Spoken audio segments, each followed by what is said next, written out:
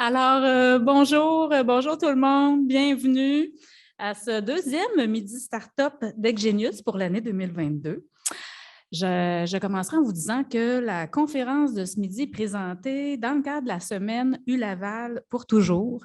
Donc, la semaine U-Laval pour toujours, l'objectif, c'est de stimuler le sentiment d'appartenance, la fierté à l'Université Laval en faisant découvrir ses mille et une facettes. Alors, vous comprendrez que l'entrepreneuriat, spécifiquement l'entrepreneuriat dans le domaine scientifique, dans le domaine du génie, c'est une de ces belles facettes. Alors, c'est la raison pour laquelle l'activité d'aujourd'hui est inclue dans la programmation de la semaine U-Laval pour toujours. Alors, mon nom est Marie-Julie Fortin, je suis directrice du service des communications du développement à la faculté de sciences et de génie. Et je vais avoir le plaisir aujourd'hui d'animer, de vous présenter surtout notre conférencier. Alors, ce midi, on a l'honneur de recevoir Daniel Leblanc, M. Daniel Leblanc, qui est président et fondateur de l'entreprise INBI. La conférence de Daniel va durer 45 minutes. Il va être suivi d'une petite période de questions et d'une période de réseautage pour ceux qui auront des choses à échanger.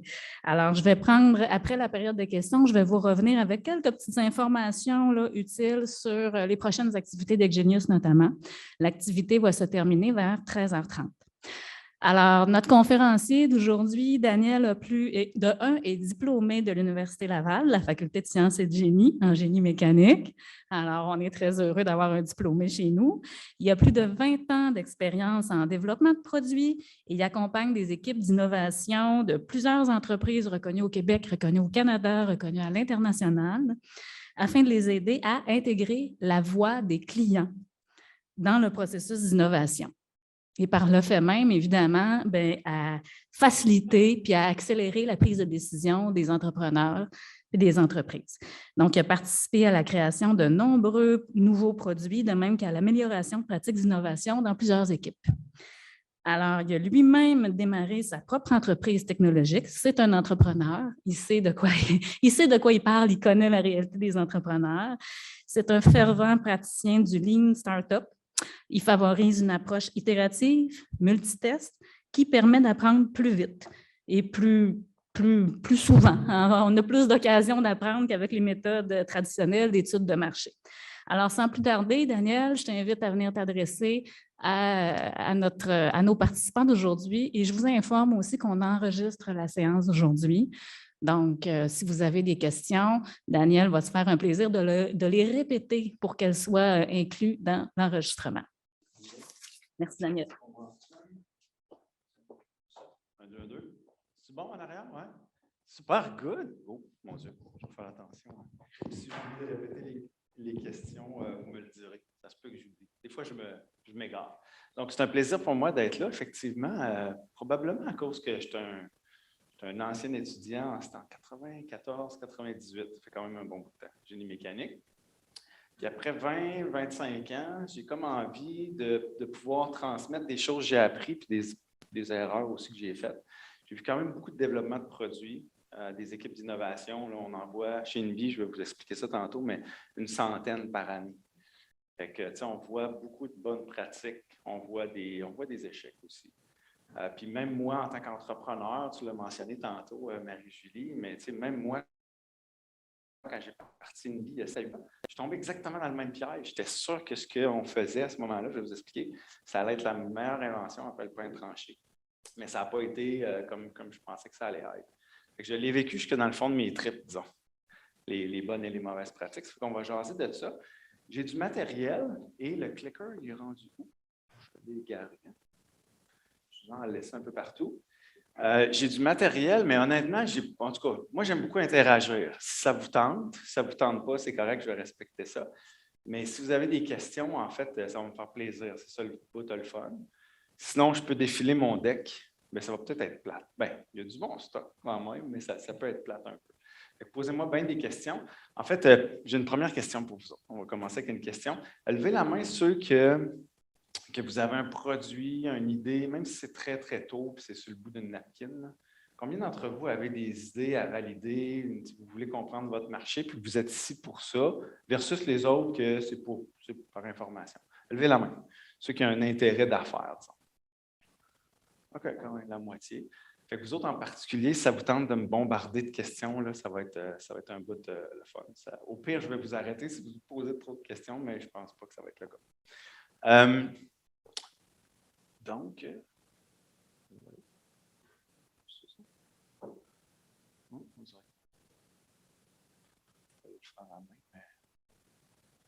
peut-être, hein? Mais pendant qu'on débogue ça, je vais vous expliquer mon parcours. C'est ça, j'ai fini en génie mécanique ici en 98.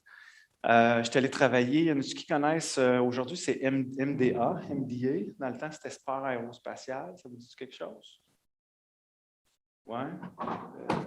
J'ai travaillé sur le satellite RadarSat 2 pendant 6 ans de temps. J'avais des collègues qui travaillaient sur le bras canadien. Là. Et voilà, merci beaucoup. C'est moi qui cliquais sur le mauvais piton?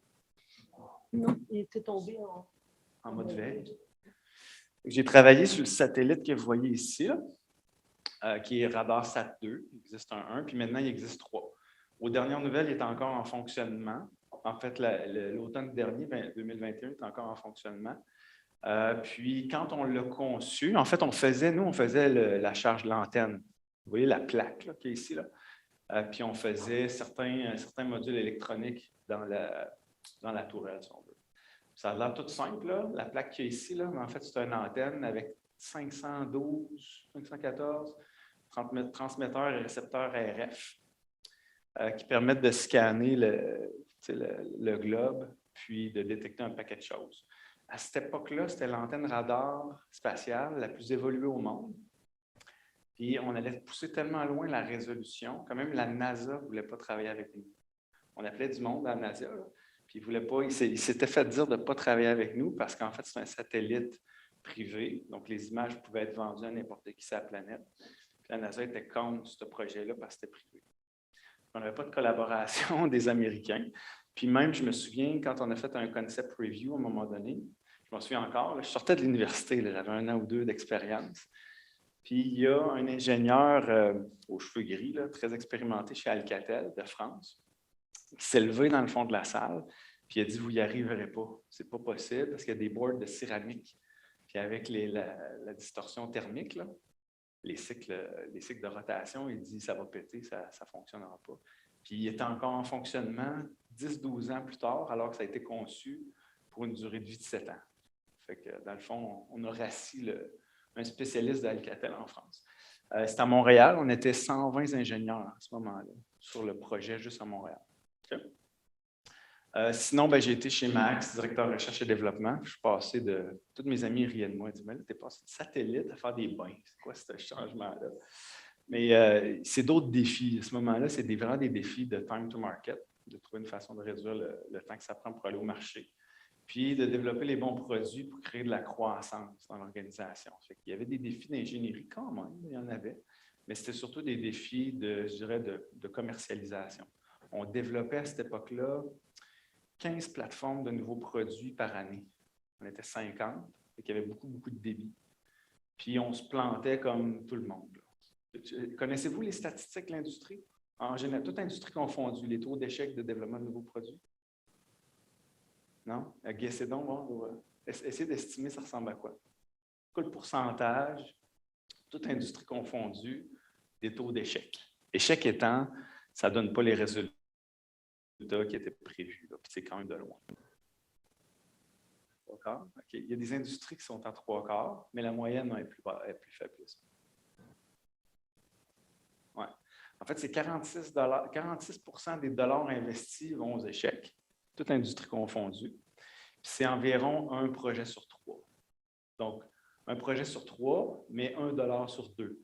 Ce que ça veut dire, c'est que les échecs coûtent plus cher que les succès, pour toutes sortes de raisons. Ça, c'est toute industrie confondue, mais dans l'agroalimentaire, c'est exactement ça. Ça dépend des études qui sont faites, là, mais on parle de 76 à 85% des produits développés dans l'agroalimentaire sont retirés par les bannières dans la première année.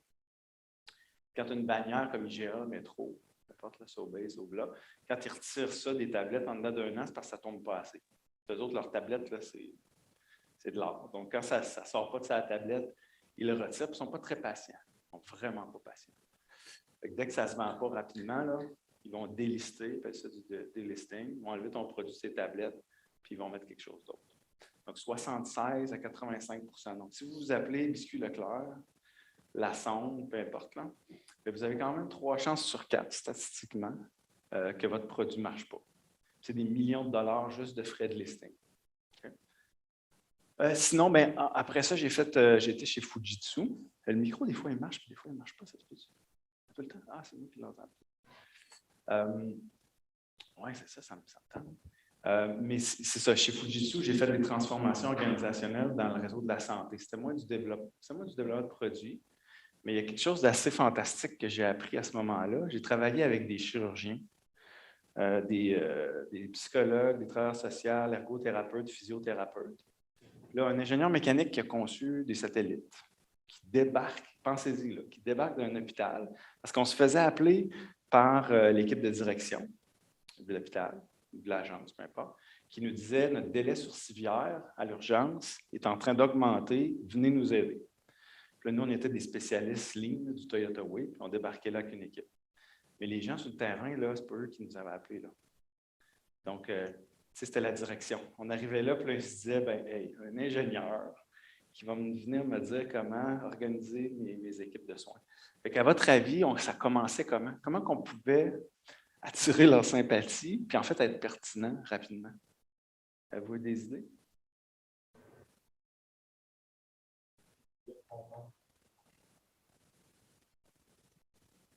Oui, effectivement. Puis comment tu aurais fait ça? Oui, c'est excellent. C'est ça, tout à fait. Fait qu'on passait du temps, on faisait de l'observation ethnographique. On observait ce qui se passait, on faisait des entrevues semi-dirigées, des groupes de discussion, des sondages, peu importe. Fait qu'on prenait le temps de comprendre les patients, les clients et les employés. Tu sais, l'infirmière qui est sur le bord du burn-out, là, on y parlait pour comprendre ce qui se passait.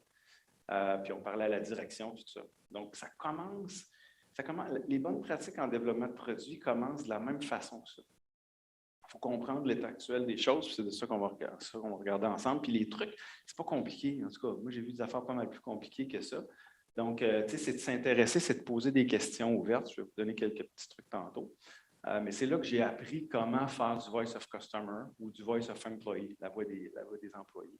Puis là, après ça, quand on avait bien compris, quand on était empathique, on avait compris la situation de l'infirmière qui est sur le bord du burn-out ou de la maman qui a un enfant trisomique et qui est tannée de faire le ping-pong dans l'hôpital, quand on avait bien compris ça dans le fond de nos tripes, puis on avait des données aussi, on avait des mesures de la cartographie, bien là, on pouvait travailler avec les équipes cliniques.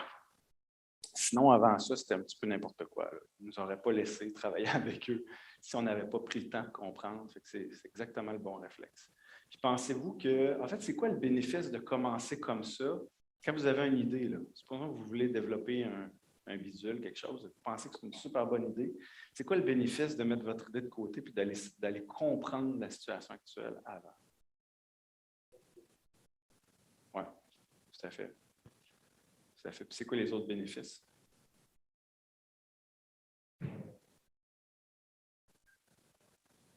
Oui, tout à fait. Sauf des échecs, quand même. Oui, tout à fait. Puis, tu sais, en tout cas, je vais y revenir tantôt, mais on a tendance à tomber en amour avec nos idées. Moi, le premier, je suis tombé dans ce piège-là, malgré toute mon expérience. Fait que, si vous avez une chose à retenir, je vais le dire tout de suite, c'est tomber en amour avec les problèmes de vos clients. Ne tombez pas en amour avec votre idée. Votre idée est peut-être super bonne, mais les statistiques vont jouer contre vous autres.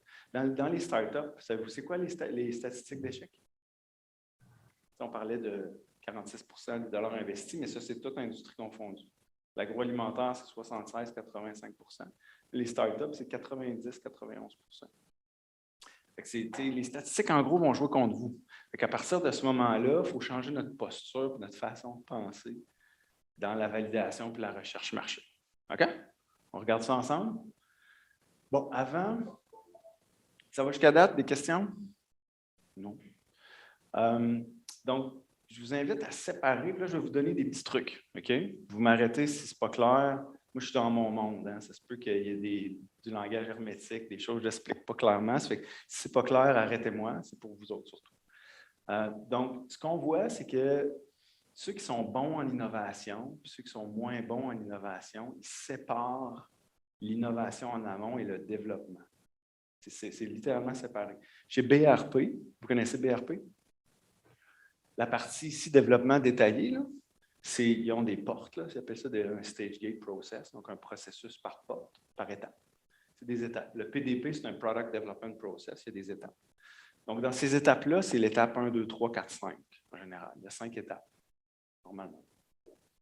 Ici, chez BRP, c'est les étapes -3, -2, -1. Juste pour montrer que c'est avant le développement détaillé. Puis entre les deux, il y a des revues de portefeuille, là, peu importe. Mais en gros, ils séparent ça.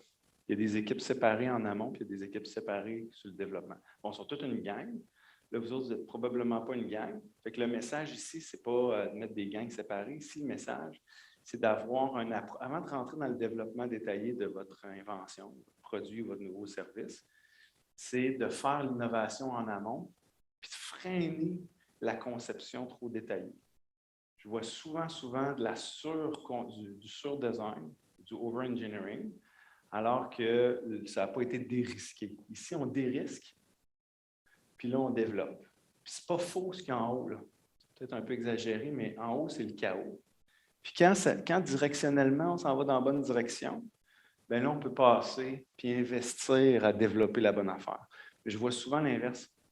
Je vois souvent des équipes. Puis je pense que, je n'ai pas de statistiques pour ça, mais je pense que quand c'est des ingénieurs, quand c'est des gens scientifiques ou techniques, c'est pire.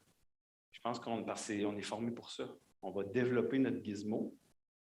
Puis là, on va se dire, ouais, mais quand ça va être pas mal bien pensé, là, mon affaire, puis je vais avoir un prototype assez fonctionnel, là, qui est très, très représentatif de mon idée, je vais aller le valider. C'est ça le piège. C'est qu'on tombe en amour avec notre affaire, on investit, on passe beaucoup de temps, puis peut-être qu'on est en train de concevoir, statistiquement, on est en train de concevoir la mauvaise affaire. Puis le Lean Startup, c'est ça. Le Lean Startup, au-delà des outils, c'est une posture de se dire, bien, mon plan d'affaires, puis mon idée, puis mon produit, c'est des hypothèses. Je vais aller les tester super rapidement avant de passer trop de temps dans la mauvaise direction. OK? Fait qu'en amont ici, c'est l'alignement. Il faut aller tester ça. On n'a pas besoin d'un prototype. On n'a pas besoin de quelque chose de fonctionnel. On n'a pas besoin d'ingénierie tant que ça, à ce stade-là. Quand même un peu, là, mais c'est très, très, très préliminaire. Je vais vous montrer des exemples. Puis là, ici, oui, on peut investir dans le détail. C'est bon? Fait que si le message, c'est freiner un peu la conception détaillée, puis aller valider puis tester avec quelque chose qui est beaucoup plus préliminaire. Ça va? Avez-vous des questions? Non? N'hésitez pas, hein? Ça va me faire plaisir. Ça, c'est des choses qu'on trouve sur Google. Si vous tapez processus de développement de produits, je le mets là parce que moi, je trouve ça, excusez-moi, je trouve ça effrayant. Okay? Dites-moi qu'est-ce qui cloche là-dedans. Dites-moi qu'est-ce qui n'a pas d'allure dans ce processus-là, avec ce que je viens de dire. C'est quelque chose qui cloche.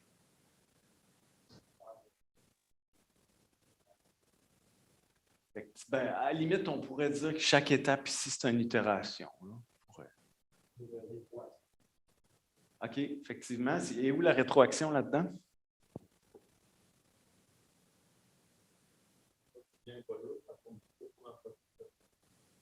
Regardez ici. Oui, c'est ça. Test marketing. C'est quoi cette affaire-là, test marketing à la fin?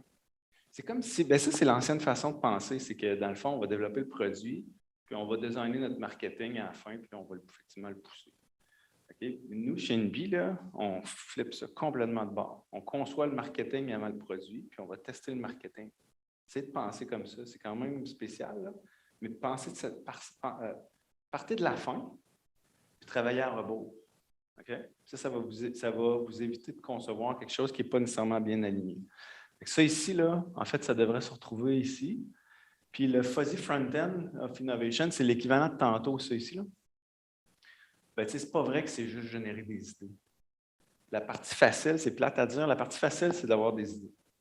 Je n'ai pas vu beaucoup d'équipes d'innovation et d'entrepreneurs qui n'ont pas d'idées. C'est assez rare. En général, il y a bien des idées.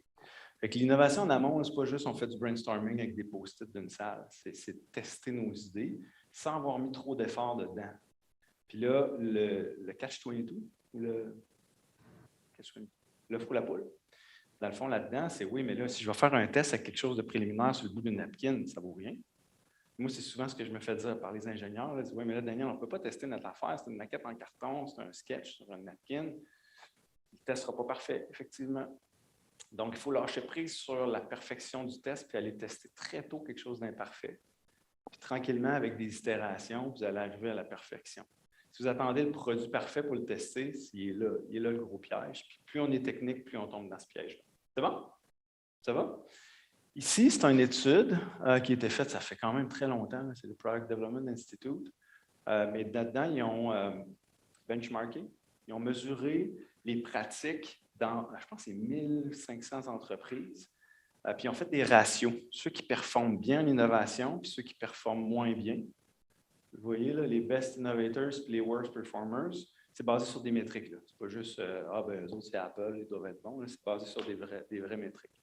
Puis si vous regardez l'étude au complet, là, un ratio de 8, là, je pense qu'il y en a une place ou deux, c'est tout. Vous voyez, il y a un ratio de 8 entre les worst et les top performers.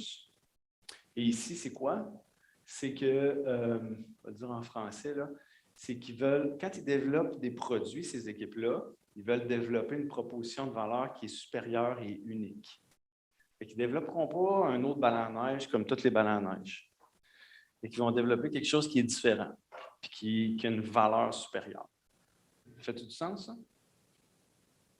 Puis qu'est-ce que ça implique selon vous? C'est un beau principe, là. C'est bien le fun. Mais qu'est-ce que ça veut dire? Qu'est-ce que ça veut dire si on part une nouvelle business ensemble, on invente quelque chose de nouveau, qui a une valeur unique et supérieure? Ouais. Qu'est-ce que ça implique dans notre façon de faire?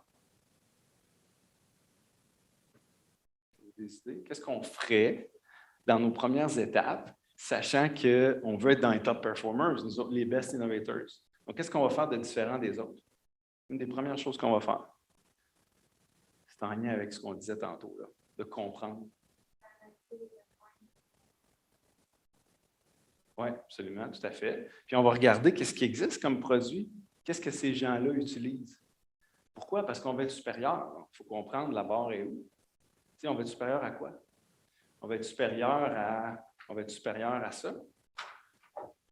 Ou on va être supérieur à ça ici? Tu sais, donc, c'est quoi les produits existants que vos clients utilisent, que ce soit des ballons à neige ou des scientifiques d'un laboratoire? Là, ça ne change rien en passant dans mes explications, c'est la même posture, puis c'est le même processus, les mêmes façons de faire. Donc, il faut aller comprendre l'état actuel des produits ou des services qu'ils utilisent. Puis, il faut aller mesurer à quel point ils sont satisfaits ou pas de ça. Effectivement, l'idéal, c'est de trouver des douleurs. Mais il nous faut une mesure d'où on part. Tu sais, en anglais, c'est le jump-off point. C'est quoi le point de départ? On va être supérieur, mais sur quoi? Fait qu'il faut aller le mesurer. Une des premières affaires, vous allez voir dans l'étape 1 tantôt que je vous propose, c'est d'aller mesurer les compétiteurs. Puis freiner la conception de vos idées ou vos services. Mettez votre idée de côté. Allez mesurer l'état actuel des produits et des services. OK? Parce qu'on va être supérieur. Puis il faut trouver qu'est-ce qui va générer de la valeur, les éléments de valeur. Idéalement, en plus, s'il y a une douleur, c'est encore mieux.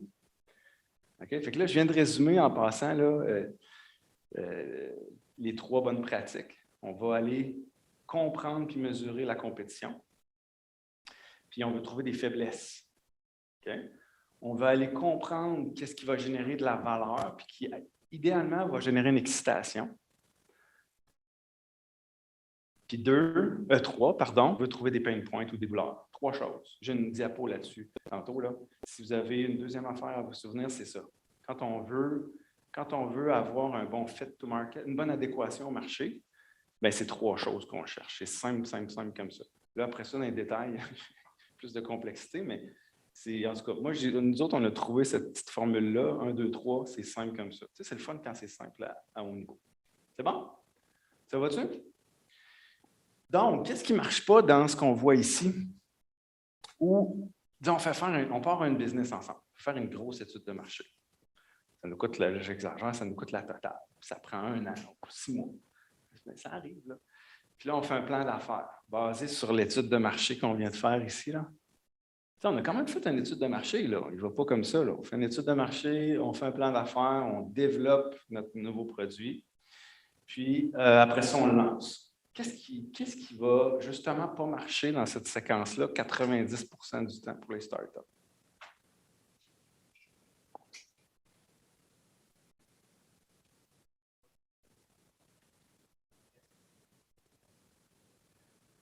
Ben, tu sais, j'étais allé faire une grosse étude, j'ai compris, moi, je fais juste débattre. Là. On a compris notre marché, moi, je le connais, mon marché, on a fait une étude, puis, tu sais, je connais mon marché, ça fait longtemps que...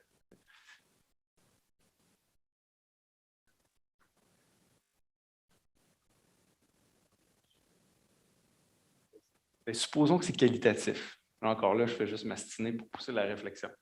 Donc, supposons que j'ai du quali, j'ai du quanti, j'ai fait du terrain, là. Puis je le comprends, là, mon marché. Mais qu'est-ce qui ne marche pas là-dedans? Pareil. Oui. Ça, c'en est un, effectivement. Si ça a pris, je ne sais pas, 1 an, puis ça prend 1 an ou 2, pas rare, ça peut prendre 1 an ou 2. Effectivement, il y a des décalage temporel. Quoi d'autre?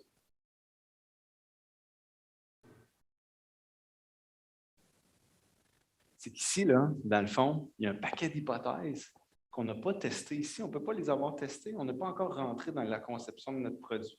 Tu sais, j'ai pas pensé, quand j'ai fait, exemple, quand on a fait, en fait, on a travaillé avec Garant pour développer ça, là, il y a plusieurs années. Puis, tu sais, quand on a fait au début un peu de recherche pour comprendre qu'est-ce qui existe, là, en fait, même il y avait des balles à neige en bois qui cassent. C'est drôle parce qu'on dirait que ça n'existe plus. Probablement, depuis que Garant a lancé ça, je pense, ça a amené toutes les autres balles à neige à stepper up. Là.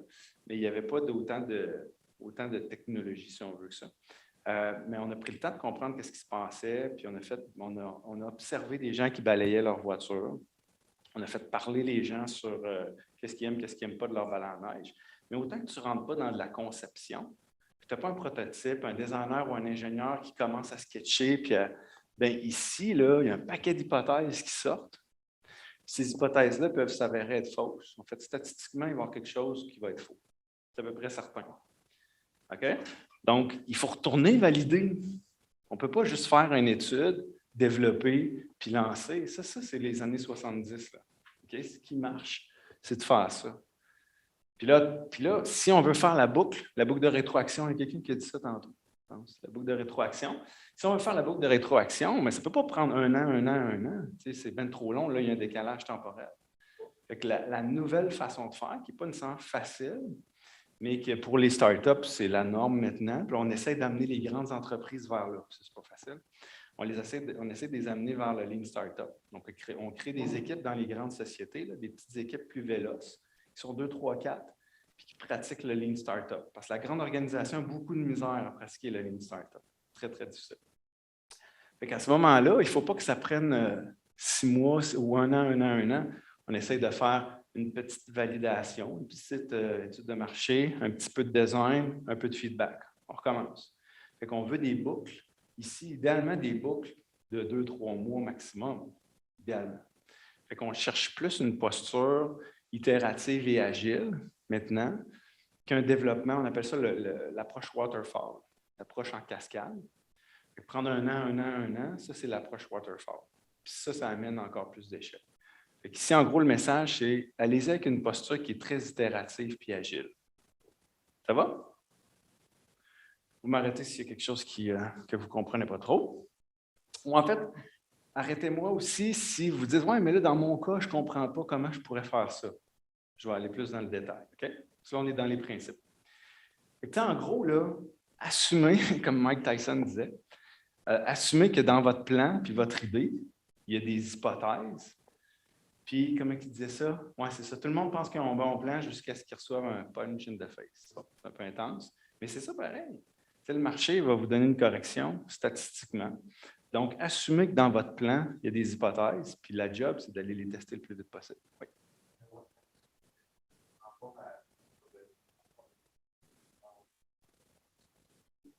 Oui.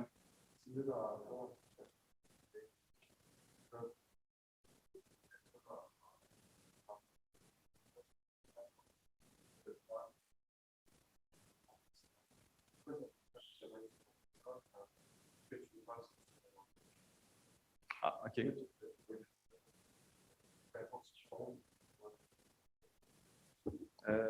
En santé ou dans n'importe quel domaine. Hein?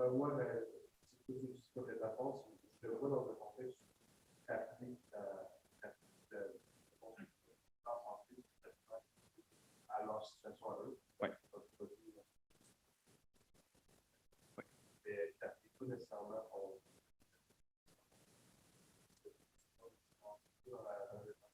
entre la santé et d'autres domaines?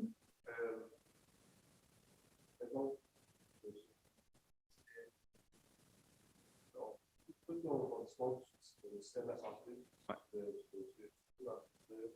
important d'aller comprendre. D'aller comprendre, oui, tout à fait. Je me demande, quand je travaille avec le marché, je comprends que c'est important de comprendre le marché. Oui. Après, c'est important.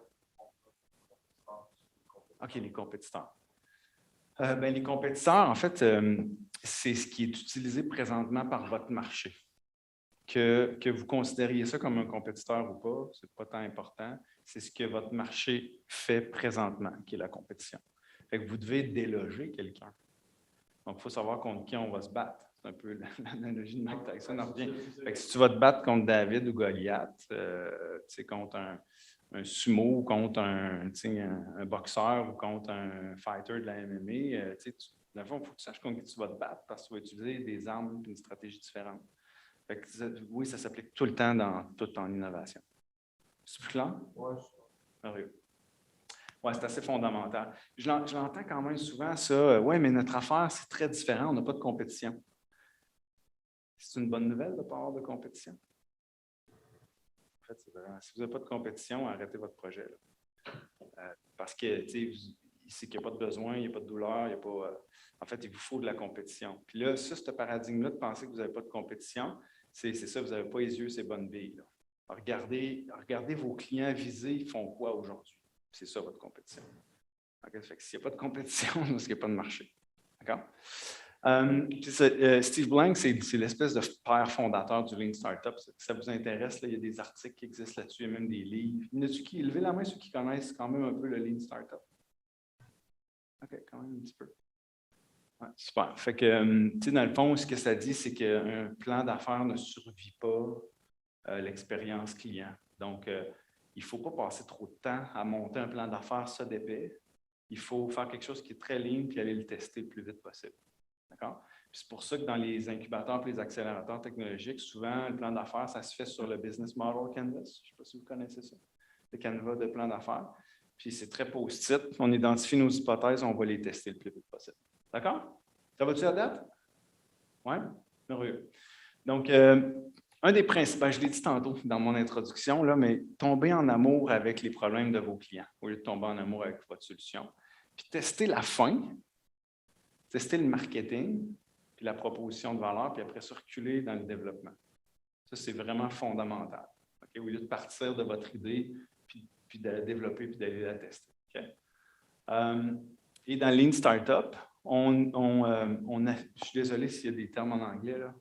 Des fois, je préfère garder des citations. J'ai été trop paresseux pour traduire. Donc, on va assumer que c'est des hypothèses dans votre plan d'affaires, que ce soit un document Word là, de 20 pages, que ce soit une affaire comme ça, avec le modèle de Canva de modèle d'affaires. On assume qu'il y a des hypothèses. On va concevoir une expérimentation, un test marché. Et au cœur du test, il y a ce qu'on appelle le MVP, le Minimum Viable Product, produit minimum viable. Il y en a qui ont une idée, c'est quoi? Oui, le Lean Startup, vous connaissez ça.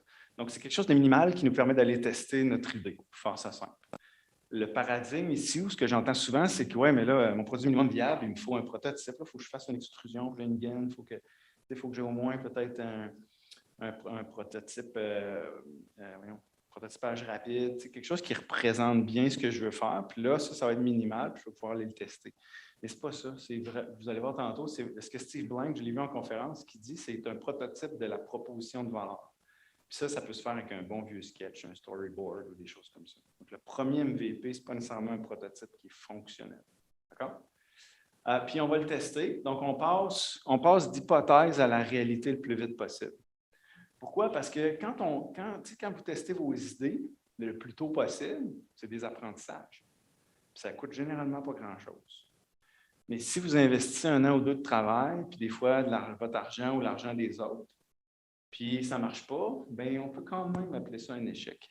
Fait que tentez de prendre une fraction de votre investissement ici, et ramenez-le en amont en test. Quelque chose sur une napkin, là, très, puis je sais que c'est dur de lâcher prise sur la qualité de ce qu'on montre, surtout pour les ingénieurs comme moi, mais c'est ça la bonne posture. Il faut aller tester quelque chose d'imparfait pour comprendre, puis tranquillement, on va se rendre à la perfection. Donc, la posture d'agilité et d'itération est super importante. D'accord? Il y en a-tu que ce concept-là d'itération, vous le voyez dans votre contexte? Est-ce que vous dites, OK, bien effectivement, je pourrais faire tel test rapidement, ce n'est pas parfait, mais je vais faire telle sorte de test rapidement?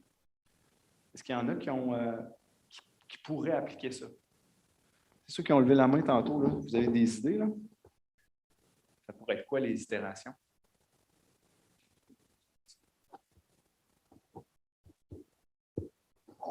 Messieurs, là-bas, là, je sais que vous avez des bonnes idées et des produits.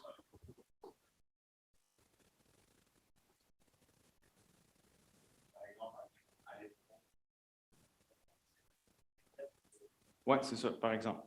Tout à fait. Une itération de test marché. Ça pourrait être quoi une itération? Bien, pour vous, là, je vous pointe parce que je connais un petit peu quand même votre projet, mais les autres aussi, là, ça pourrait être quoi une itération de test marché? Là? Oui.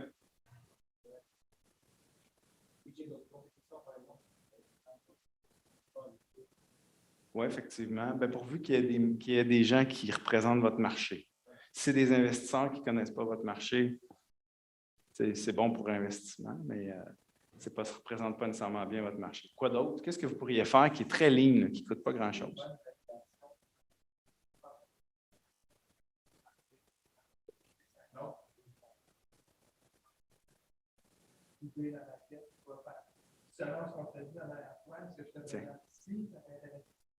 Exactement. Fait que la première itération, là, ça peut être sans aucun prototype, rien, c'est juste pour comprendre, tout à fait. Puis ça peut être aussi, mais si on faisait telle affaire, tu sais, comment tu reçois ça? Ça peut être juste verbal, là, il n'y a aucun support visuel. Qu'est-ce qui est important pour toi? Parle-moi d'un produit qui n'a pas bien fonctionné. Qu'est-ce que tu n'aimes pas? Là? Qu'est-ce qui ne va pas bien dans une journée? Puis là, on cherche des douleurs à ce moment-là. Fait que la première étape, effectivement, ça peut être avec rien à valider, juste pour comprendre.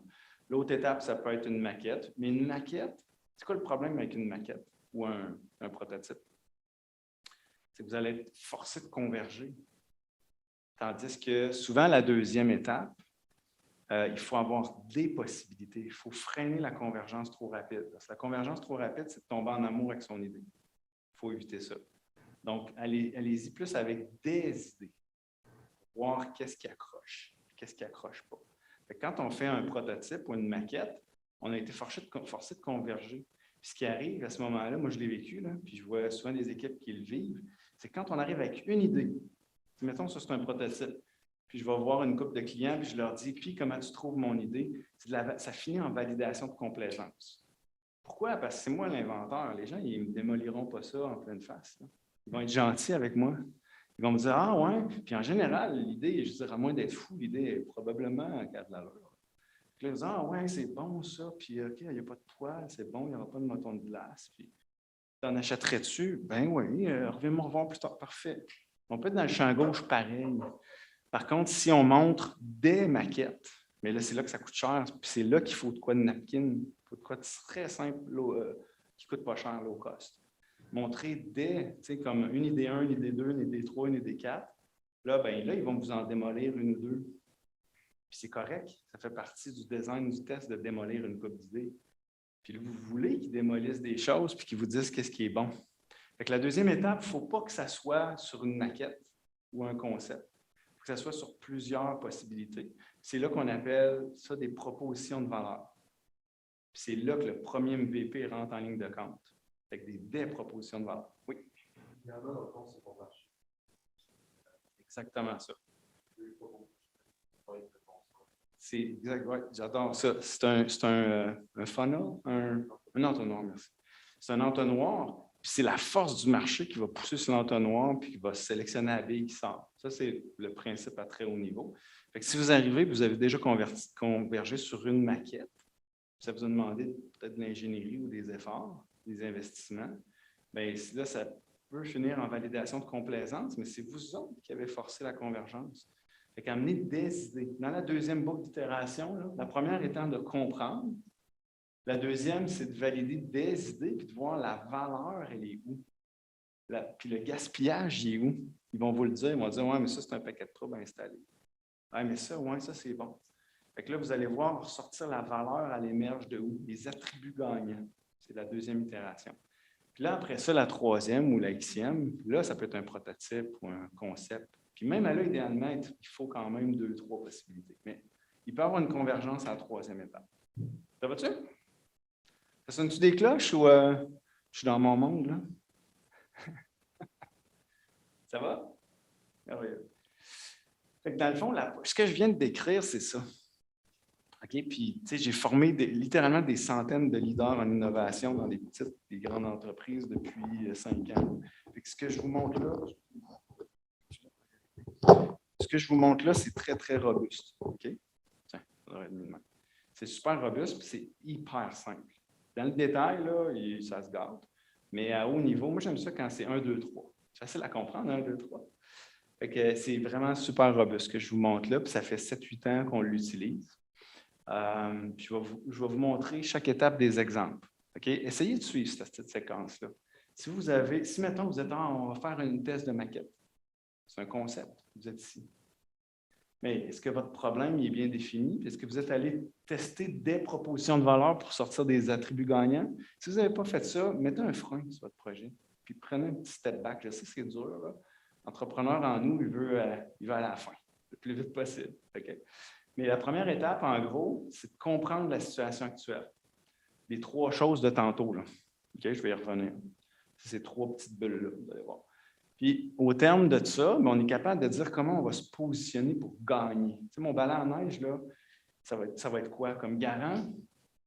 Garant, c'est, étonnamment, c'est un balai anti-égratignure. Si vous regardez là, leur matériel puis leur site web, à moins que ça allait changer dernièrement, là, mais c'était le balai anti-égratignure. Puis, M. Godreau, qui est le président et le propriétaire de Garant, il disait, si le balai à neige que vous allez concevoir est assez doux pour ma face, il dit, il va être assez doux pour ma BM. C'était ça. Puis, c'est étonnant, là. Quand on a commencé le projet, je me souviens, au kick-off meeting, à la rencontre de démarrage, il y avait plein de monde autour de la table. Il y avait l'ingénierie, le marketing. M. Godreau n'était pas là à ce moment-là. Mais puis j'ai fait un tour de table. J'ai fait parler chaque personne. Les ingénieurs disaient, mettons, on va faire un balai à neige super robuste. Tu tires ça en dessous d'un camion, là, puis tu passes dessus avec ton auto, il va résister. OK. Le marketing disait, mettons, on va faire de quoi de super sexy. Je ne me souviens pas, mais il n'y a personne qui avait pensé à cette affaire-là. Puis c'est en écoutant le marché, effectivement, c'est le marché qui a fait clac, clac, clac comme ça. Mais là, à un moment donné, il y a eu quelqu'un, M. Godreau, puis le marketing, qui ont dit, OK, le positionnement de notre balai à neige, dans le fond, ça va être quelque chose qui est anti-égratignure. En fait, ce n'était pas tant pour les égratignures, c'est que un balai avec du poil comme ça, par capillarité, l'eau reste pognée entre les poils. Ça fait un bloc de glace. Quand tu viens pour l'utiliser, là, ça réduit l'efficacité de balayage, puis en plus, ça peut égratigner aussi la voiture. L'idée de base, là, vraiment la première idée, puis c'est pour ça qu'ils sont arrivés avec des lamelles de foam comme ça, de VA, c'est, même si ça ne fait pas encore l'unanimité, hein, Marie-Julie, l'idée, c'était justement de pas avoir de moton de glace, etc. Puis l'autre, vous allez rire, là, mais c'était de faire quelque chose qui est beau, qui est design. Tu sais, tu te dis, OK, c'est différent. Pourquoi? Parce que là, ça a changé un peu, mais à cette époque-là, quand on se promenait chez Canadian Tire, toutes les balais à neige étaient pareilles. Il y en avait un qui était rouge, l'autre était bleu. Il y en avait qui était swivel, là. Tu peux pivoter ou tu peux extensionner. Mais c'était pas mal ça. Puis il y avait les balais à neige en bois qui cassent. D'où le point de l'ingénierie qui disait on va faire de quoi de super robuste. Mais la robustesse d'un balai à neige, c'est un besoin de base. Fait que ça excite personne. C'est comme de dire je vais vous vendre une voiture qui freine bien. Vous voyez. Fait qu'ici, là, c'est une très mauvaise stratégie de différenciation de peser sur un besoin de base. C'est juste une mauvaise idée. Il faut être bon, par contre. Il faut que le balai à neige soit robuste. Il ne faut pas qu'il casse.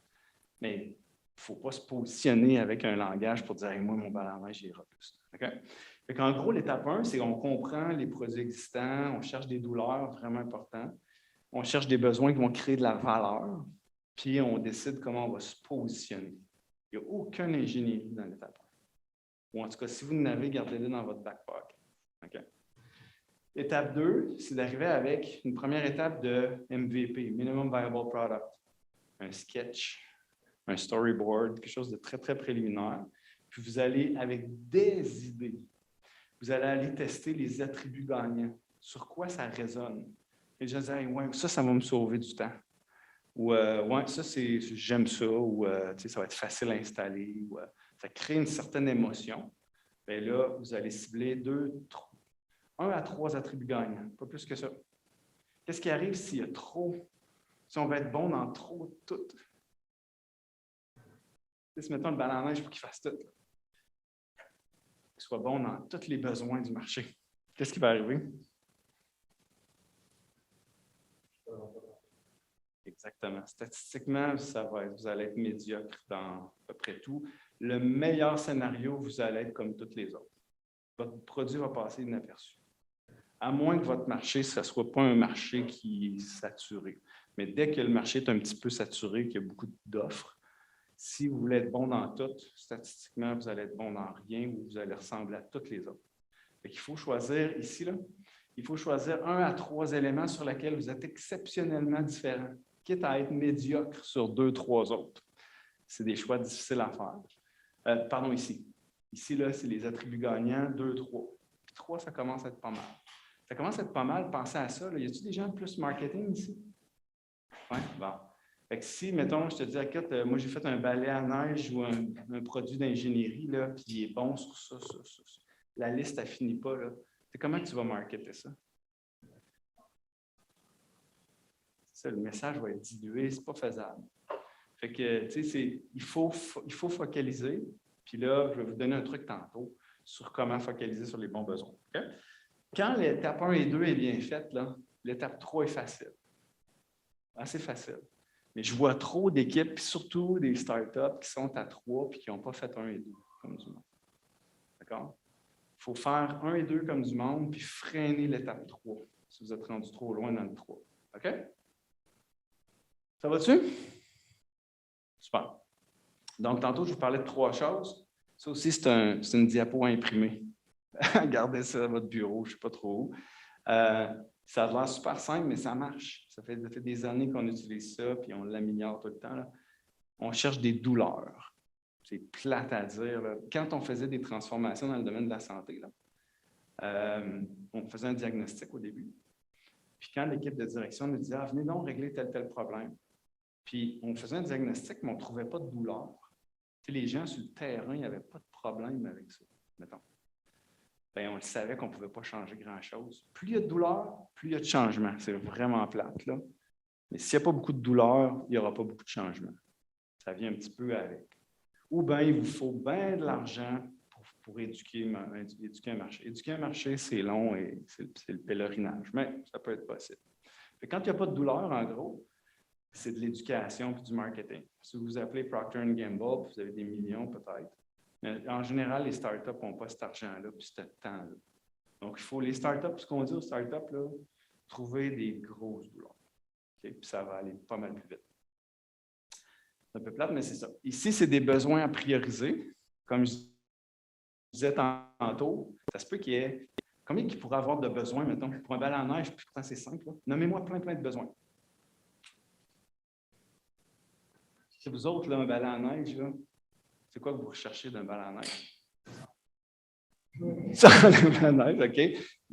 Oui, parfait. Donc, ça serait quoi le besoin? Tu veux que ça enlève la neige, mais tu sais, ça pourrait être une souffleuse. On pourrait souffler. Oui, c'est ça.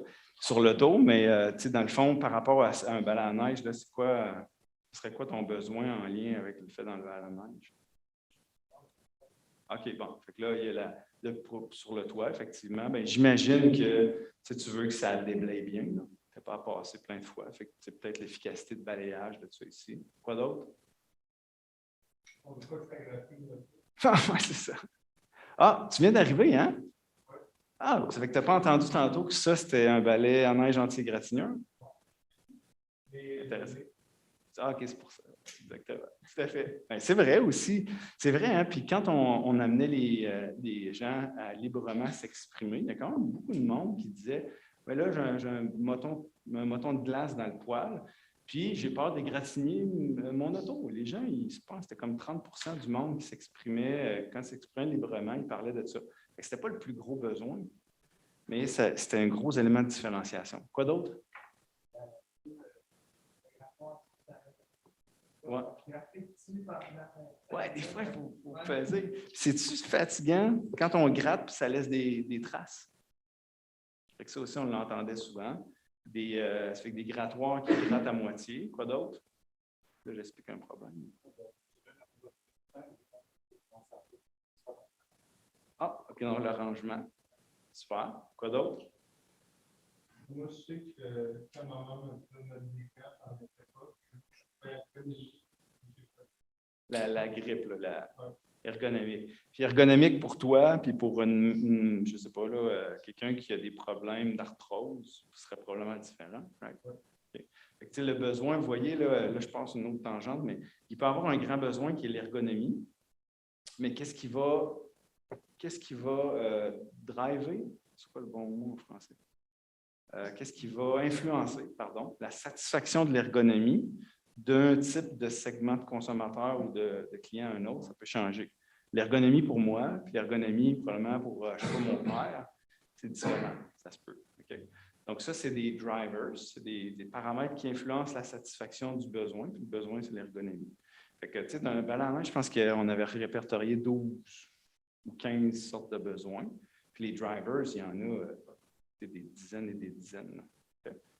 Si on veut être bon dans le balai à neige sur les 12 besoins qu'on a répertoriés, le rangement, la robustesse, la facilité de balayer, l'efficacité du grattoir, qu'est-ce qui va arriver si on veut être bon partout?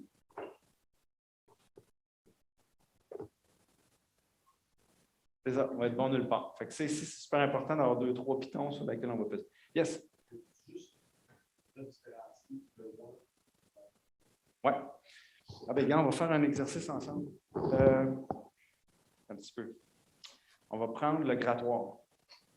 Fait que supposons le grattoir. Qu'est-ce qui fait que pour toi, un grattoir va être performant?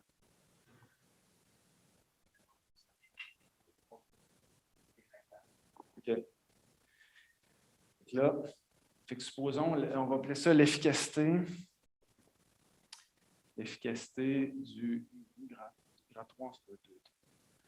Donc, tu dis que ça coupe la glace? Couper la glace. Les autres? Sur quelle base vous allez juger si un grattoir est bon ou pas bon? Il ne va pas casser. OK, donc je vais appeler ça, je vais l'écrire littéralement comme ça, pas casser.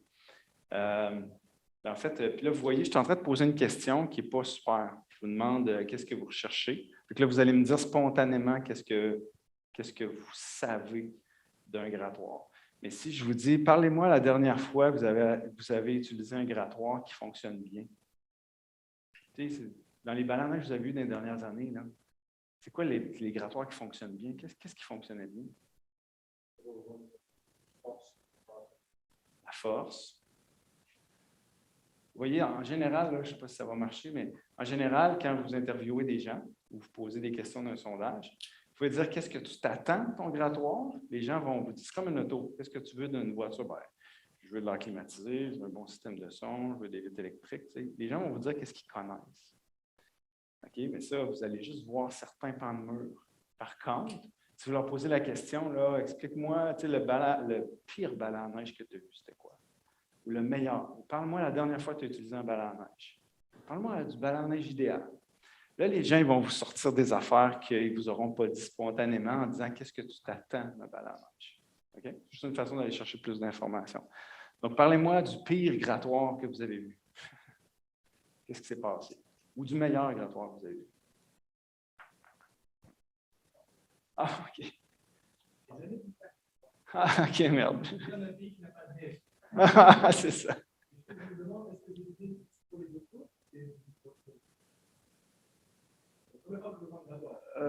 Ah oui? Ah, c'est intéressant. C'est intéressant. Oui, c'est utilisé juste pour les voitures, je pense. Je pense que oui. Je vois pas. Ouais, faut être bien créatif, s'en servir comme canne, ou je sais pas. Là. Mais oui, c'est juste pour les voitures. Fait que, en gros, oui. Ah, intéressant. La grosse graisse épaisse. Absolument.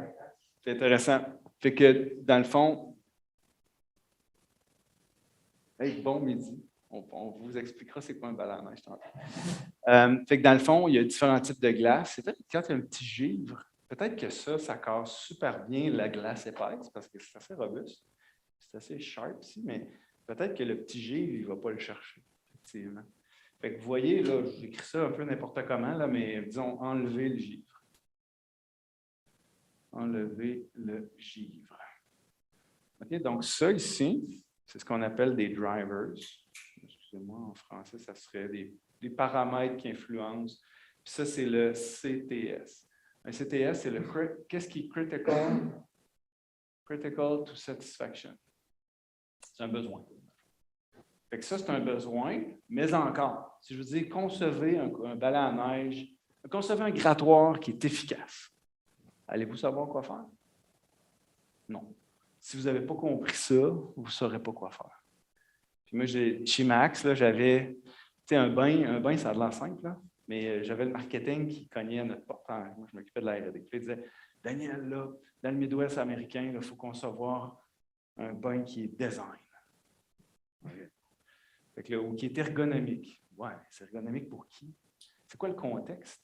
C'est-tu quelqu'un d'une famille, une dame très riche qui veut prendre son bain, quelque chose de assez luxueux, une petite chandelle? C'est quoi le contexte? Ou c'est pour des enfants? L'ergonomie, là, si je nettoie mon bébé ou mes enfants, c'est pas pareil du tout. Fait qu'il faut aller. Les innovateurs doivent comprendre pourquoi. S'ils ne comprennent pas pourquoi, puis tout le contexte, c'est ça qui est ici, là.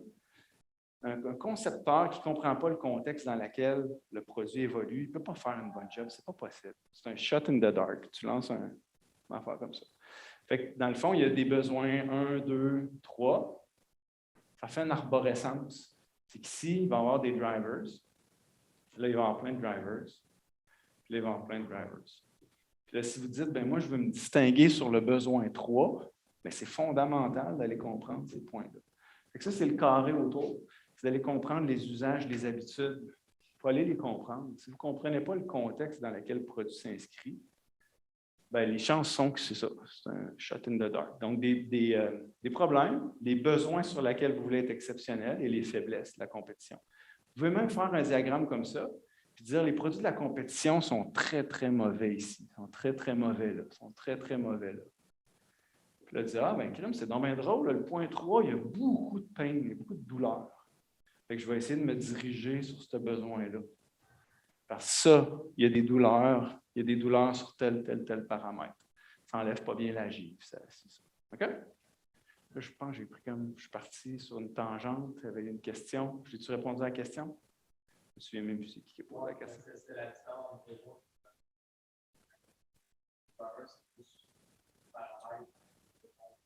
Exactement. C'est le paramètre qui va influencer la satisfaction ou l'insatisfaction. Comme par exemple, pour vous, si on n'enlève pas la petite givre, le grattoir ne fonctionne pas bien. Exemple. Okay? Donc, il faut avoir compris ça, sinon, c'est n'importe quoi. Ça va? Ça va-tu pour ce diagramme-là? C'est un des 3, 4 diagrammes les plus importants. Là, il est quelle heure? Ah oui, hein? Il est déjà quand même 1 heure. Je vais passer vite sur cette histoire-là, mais écoutez-la, il y a un YouTube. Écoutez-la, c'est un designer industriel de chez GE Santé. Il a conçu, en fait, vous voyez l'appareil qui est là à gauche, là? Puis ce qu'ils ont fait il y a quelques années à droite, lui, je vais quand même la raconter en 2 minutes, OK?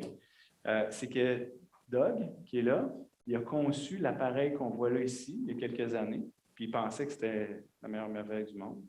C'est sûrement un bon appareil.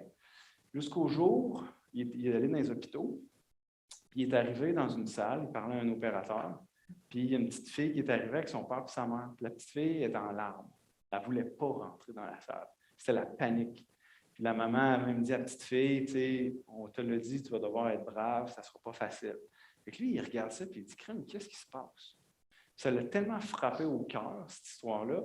Dans la vidéo, là, ça c'est un TED Talk, vous regarderez, là, il n'est plus capable de parler, tellement qu'il y a de l'émotion par rapport à ce qui s'est passé, puis c'est genre 5 ans avant. Okay, mais il a développé tellement d'empathie pour ce qui se passait avec son scanner qu'il s'est dit non, on va faire quelque chose avec ça. Puis la haute direction de GE, ils ont refusé les budgets pour mettre. Lui, il voulait mettre une grosse équipe d'ingénierie, puis la grosse affaire. Puis il n'a pas eu les budgets. Regardez ce qu'il a fait.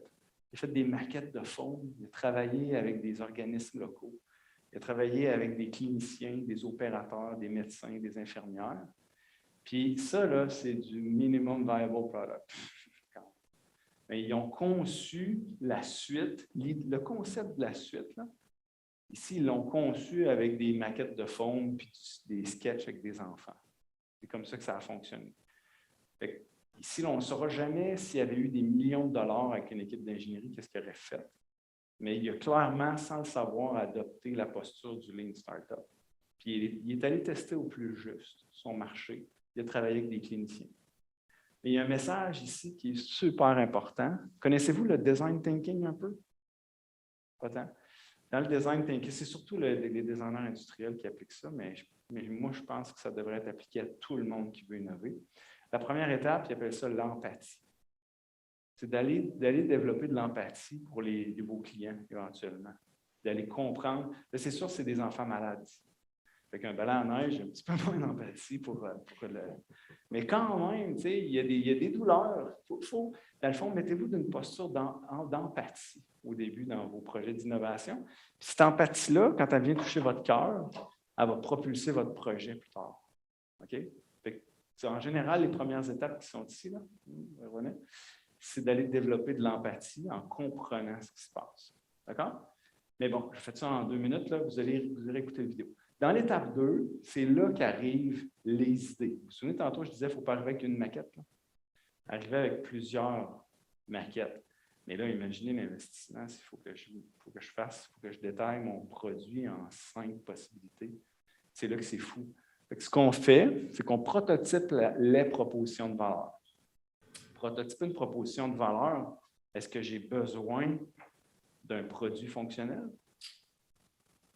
Si ma proposition de valeur, c'est un ballon à neige anti-égratignure, est-ce que je peux simplement faire un petit sketch à la main de mon idée? C'est tout.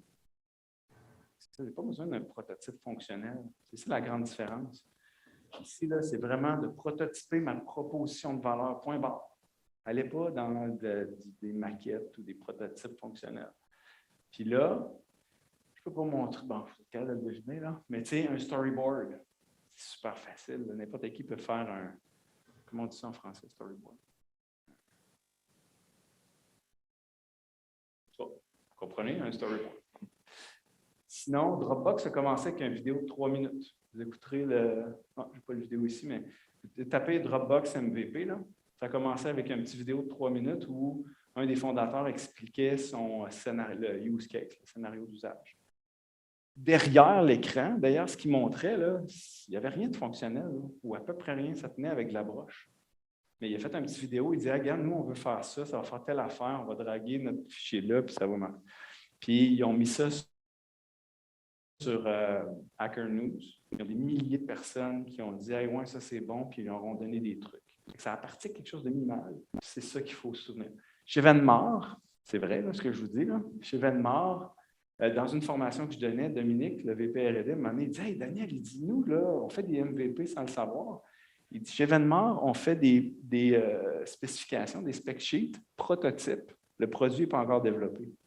On prototype un spec sheet, puis on va voir nos 10 meilleurs clients, puis on leur dit hey, « Si je te faisais ça, tu l'achèterais-tu ou tu aimerais ça? » Ça ne coûte rien, là. Bien, ça ne coûte rien. C'est 2-3 jours, un ingénieur ou 2, puis ils font ça, là. Fait que ça, c'est un produit minimum viable. Vous comprenez, le produit minimum viable, ce n'est pas nécessairement un produit fonctionnel. C'est une représentation de la proposition de valeur. C'est là qu'on commence par la fin. Tu sais, tantôt, je disais, on commence par la fin, le marketing, puis on recule, bien ça, c'est du marketing. On commence par la fin, puis on recule après. On travaille avec des entreprises, ça c'est une compagnie européenne. Vous voyez, on a prototypé la brochure. Puis on est allé tester la brochure. Les gens nous ont dit, hey, ça, ouais, si tu fais ça, c'était des pharmaciens et des médecins. Puis là, les gens ils nous disent, ah, mais ça, ouais, si tu fais ça, ça va être bon, ou ça, je ne comprends pas, je n'ai pas besoin de ça. Fait que votre marché va vous dire ici qu'est-ce qui est bon et qu'est-ce qui n'est pas bon. Puis là, vous êtes capable de converger sur les bons attributs après. On a aidé à développer chez Fruits d'Or, ce que vous voyez là, ici. Là. Vous connaissez pas ça, Sour Cream? C'est des petits bonbons surettes, mais santé. C'est vrai, c'est vrai. C'est des canneberges. Il y a plusieurs années, 3 ans à peu près, Fruits d'Or. Vous connaissez Fruits d'Or? Fait que Fruits d'Or, dans le fond, bien ici, Fruits d'Or voulait amener la canneberge dans d'autres catégories de produits pour générer de la vente incrémentale. Fait qu'ils ont eu une de ces idées-là, il y en avait 10 autres. Donc, on a fait des tests, de la co-création avec des consommateurs, puis on a finalement abouti à ce qu'on voit là. D'accord? Fait qu'en gros, au début, l'étape 1 et l'étape 2. L'étape 1, on veut comprendre, puis l'étape 2, on veut concevoir. Mais on ne veut pas concevoir toute notre bidule. On veut concevoir la proposition de valeur sous la forme la plus minimale possible pour aller la tester. C'est ça le Lean Startup. Puis on veut voir s'il y a une adéquation. Et ça, c'est la deuxième page la plus importante, peut-être la première page. Donc ici, on veut comprendre les irritants, les besoins priorisés, les faiblesses de la compétition et le contexte. Ici, on veut générer des propositions de valeur sur un sketch, un storyboard, une spécification prototype. Puis, on va aller comprendre les attributs gagnants. Puis, ce qu'on espère, c'est de trouver l'adéquation entre les deux.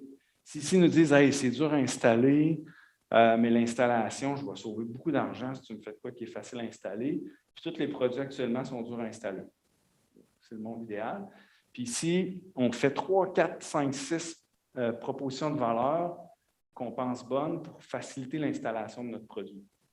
Ils vont nous dire, ouais, non, ça a l'air facile à installer, mais finalement, c'est un Moses de paquet de troubles.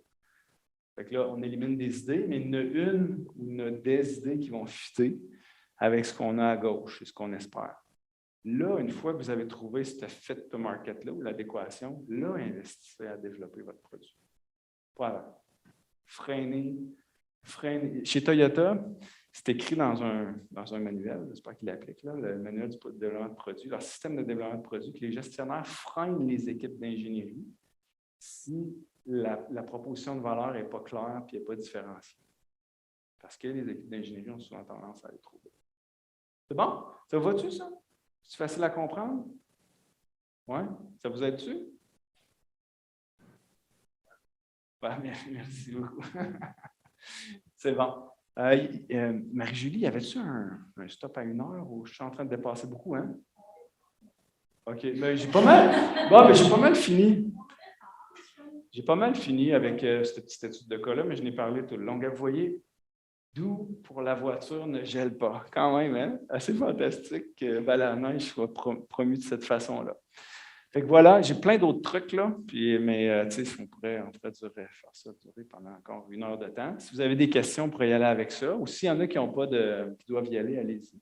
Sinon, les autres, si vous voulez rester, ça me fera plaisir de répondre à vos questions. Ça va-tu? Good. C'est pas mal ça.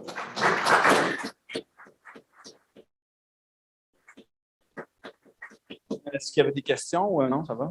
Vous allez poser au fur et à mesure. Est-ce que vous avez des questions? Pour Daniel, qui va rester pour jaser avec vous autres de toute façon, puis qui va pouvoir avoir d'autres occasions de contact avec vous sans problème. Donc, écoutez, avant de clore un petit peu la portion plus formelle de l'activité, je profite de l'occasion pour vous transmettre quelques informations sur ce qui s'en vient avec Egenius dans les prochaines semaines, prochains mois.